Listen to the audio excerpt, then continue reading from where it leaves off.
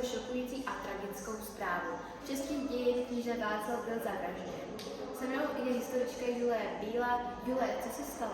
Je to opravdu dramatická událost. Kníže Václav byl zabit 28.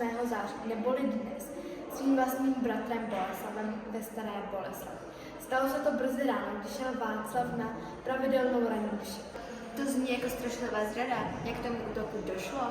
Boleslav nejdřív přistíral, že je to v pořádku, dokonce bratra pozval na hostinu. Ale byla to léčka. Když Václav ráno mířil ke kostelu, čekali na něj Boleslavovi bojovníci.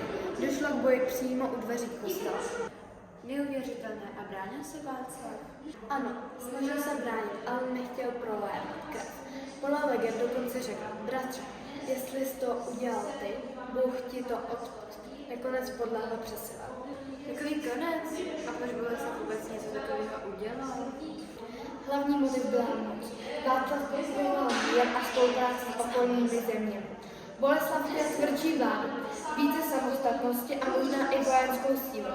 Viděl Václava jako překážku. Už to mělo dopad na zemi? Obrovský. Václav se stal mučedníkem. Lidé ho začali uctívat jako ochránce české země. Později byl svatořečen a stal se patronem Čechů. Dokonce v něm vznikla píseň Svatý Václav, kterou známe dodnes. Jeho smrt vlastně změnila celý český národ?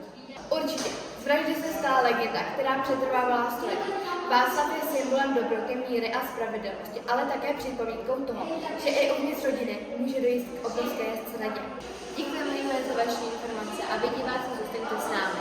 Historie někdy píše ty nejdrsnější příběhy. Na